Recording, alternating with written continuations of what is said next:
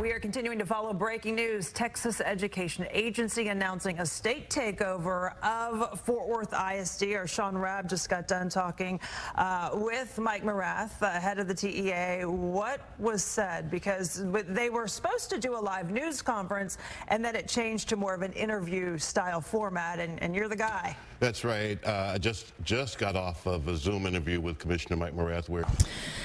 Good morning. I'm Erin Gregg, the Executive Director of Strategic Communications for Fort Worth ISD. Thank you for being here. Just a few quick notes before we begin. We're addressing today's official notice from the Texas Education Agency regarding a state takeover of Fort Worth ISD. And after a brief opening statement from our Superintendent, Dr. Molinar, you'll have the opportunity to ask some questions. Here's what we can confirm at this time. TEA will begin the required process to appoint a board of managers. The application notice will be posted for interested residents on TEA's website. TEA will also name a conservator to support low-performing campuses. The commissioner will announce and appoint a superintendent after reviewing candidates. That process will include Dr. Molinar, and our schools remain open on normal schedules, and teaching and learning for our students continues.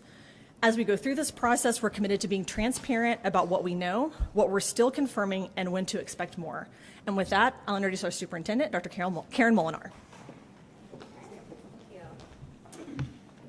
Good morning, and thank you for coming out today. And as an effort of transparency, and that is always what I strive to be as a leader, is very transparent. We want to give you the opportunity today to ask any questions that I'm able to answer concerning the announcement today from TEA. So I'll open it up to questions. Dr. Molinar, was it a mistake to close Forest Oak 6th grade, knowing what you know today, and ultimately you made that decision? So it's not a mistake to close the former Glencrest 6 and combine into Forest Oak. That was always our intention, as we are under the 1882 partnership with Texas Wesleyan. And part of our facility master planning is to not have 6th grade centers as well. We like that vertical alignment for 6, 7, and 8. So we definitely need to move in that direction. Closing a school is not the root cause. It's what's happening inside a school and what type of instructional delivery we're providing for our students. Dr. Molinar, the feeling when you got the news? Feeling, I got the news. I knew that a decision was coming. For me, it's like next steps. Like, how do I make sure our students continue getting the education they need, the daily instruction? And then how do I make sure also our parents know that we are going to take care of their students? And how do I keep our community together as well as our internal staff? So for me, that's when I go into the hard work and really think about how can I put out messages and make sure people feel we're moving forward and this is a transition. Going off that, what reassurance can you give parents today about their child's future? That's a wonderful question. I appreciate that. So I just completed a video and a letter that we have released to our staff and our parents. And our commitment is that we are here for kids. What the process we're going through right now is a very adult-centered on how to support our students in their academic success. But however, every single day is about their students, and I want to make sure our parents know that. I also had a Zoom meeting with all of our campus principals to reiterate that's our focus. That will remain our focus, has been since I've taken over, and will continue to be. But nothing changes. You know, we did have a couple parents say, "Do I bring my child to school today?" Yes. Well, this is your school district. These are your schools, and I believe in public education. Dr. Molinar, the conservator is going to have broad scope, starting very quickly while the current board is still in place. Can you talk to me about the process that you and the board are going to undertake in working with this conservator between now and when this new board takes over? So I don't have details on the process. I was able to speak to the commissioner yesterday, and as things unfold and the timeline is a little bit more clear for me, as well as our board, then we'll work on that process. I respect his decision. I know he had to make a decision. And so whoever he names as the conservator, I look forward to working with them. We have great, wonderful initiatives that are aligned by TA, suggested by TA. So I have faith he will give a conservator to our district who also can help us implement and keep the momentum. When I talked to him this morning and I asked he has said, the board are nice people, but they have failed the students of Fort Worth for years upon years. And I said to him that you are their choice. You were the person who the board believed in. And I asked him, is the fact that you were their choice something that could potentially cloud his opinion of you? He said, possibly. Assuming that you want this job, how do you, between now and whenever he makes the decision, let him know that why you're the person, even though you're their person who he doesn't necessarily seem to have the best opinion of? So our commissioner is data-driven, and that he's very easy to read with only that fact in mind. He's about data and results, and that's my job, is to get the results for our students, not for adults, but for our students. So I'm going to continue that work, and he will make that decision. And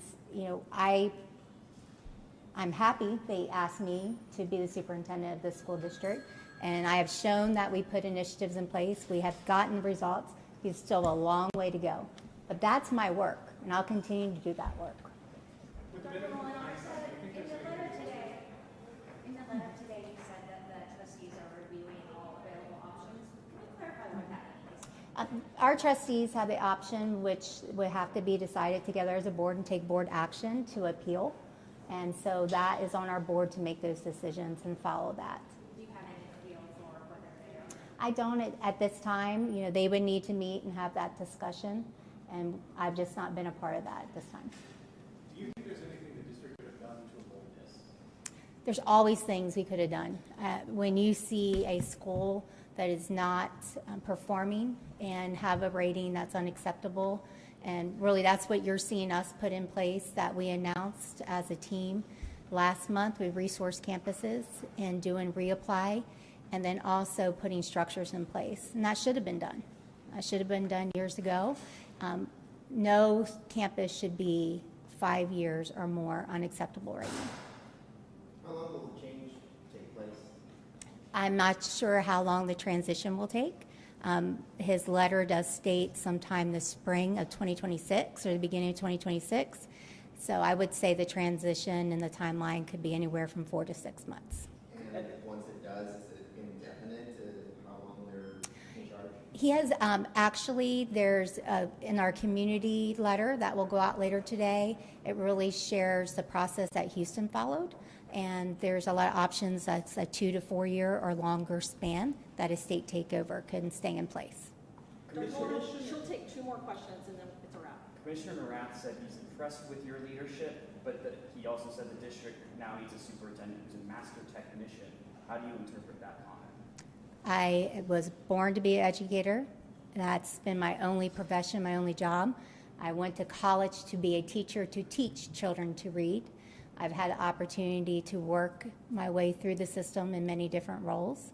And what I've put in place in the short time that I have led this district, I've gotten results. Dr. Molinar, what is your message on not only leading Fort Worth ISD through this transition, but what's going to be on the other side? Repeat that one more time for me. What would your message be, not only for families and students, but your staff, on how you plan to lead through this transition and what you're hopeful for on the other side? Our plan is to continue our urgency and to continue to be very transparent that if a student is not on grade level, it's not okay. But to implement with high quality instructional materials with fidelity every single day and have instruction going on in those classrooms. That comes with accountability. And we have to hold people accountable. If you do not want to implement the instructional framework we have in place and utilize our instructional material that is research proven for kids and State Board of Education adopted, then this is probably not the district for you to be in. So our message is to our parents is like, we have the things in place for your child.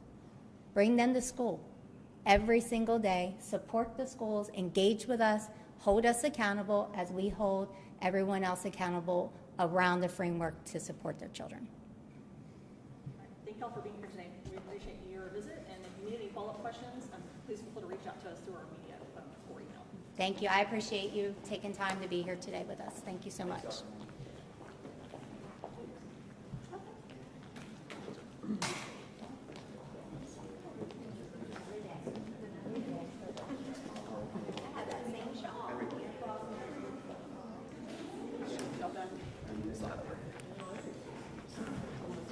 pretty decent example when you research what they put in place in Houston, type of individuals that are on the Houston Board of Managers, and I would hope we would get that same constituency here in Fort Worth. And I do know, just based on text messages I've received this morning, there's a lot of people that are interested in serving on Board of Managers that, oh, by the way, would never have an interest in running for school board. So maybe that also helps. If I may, Harrison, I'd have to add this too.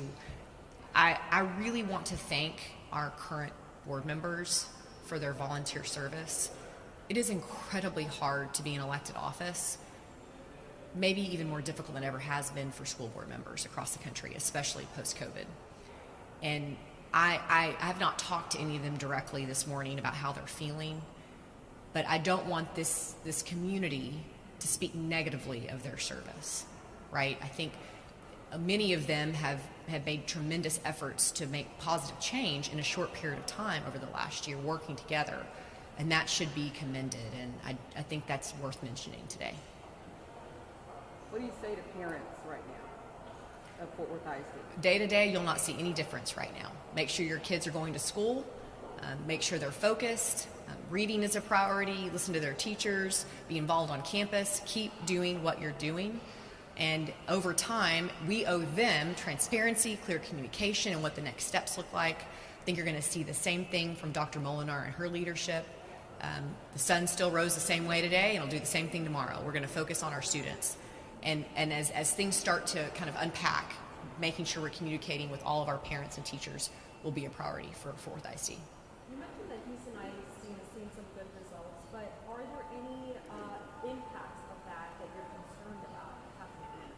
Well, Houston ISD is not an apples-to-apple example, partly because of the TEA ratings. There was that lawsuit that was prolonged the effort. So takeover was known, but then there was no action taken. It created a lot of chasm, a lot of political fighting that happened in Houston. I really don't anticipate that here for a variety of different reasons. So I'm hopeful that, to the question earlier about negativity, we need to stay positive for our students. I say this a lot, but I think it's worth repeating. The kids that are in first grade right now, they don't get to redo first grade, or eighth grade year, or senior year in high school graduation. We have to get this right for them. So while we're making significant change and transformation towards turnaround for Worth ISD, we also have to focus on who's there now. In Houston, the data shows the largest growth, positive growth you've seen across the state of any large urban district happened in our largest district in Houston ISD over a shorter period of time under this model Board of Managers. So we're hopeful the same thing could happen here. But importantly, Dr. Molinar and the board have approved a lot of the changes that you saw in Houston ISD. So we have a head start that maybe could even give us even greater gains in a shorter period of time. Anybody else? Will the city have to change anything to protect its reputation with its takeover as far as it sells itself to other cities for tourism stuff? That's a great question. Back to kind of positive messaging, that will continue to be a priority. And that's up to not just the district, of course. That's up to our Economic Development Partnership Group, the Chambers of Commerce, the City of Fort Worth.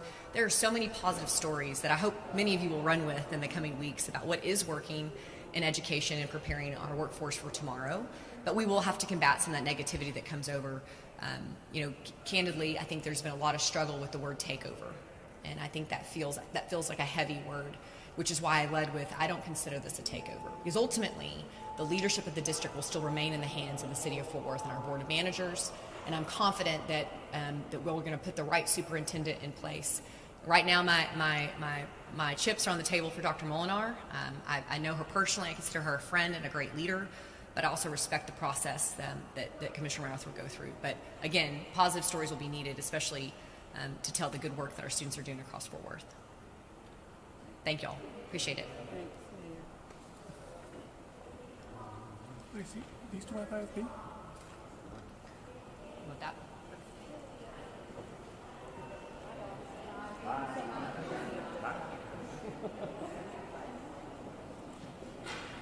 don't know.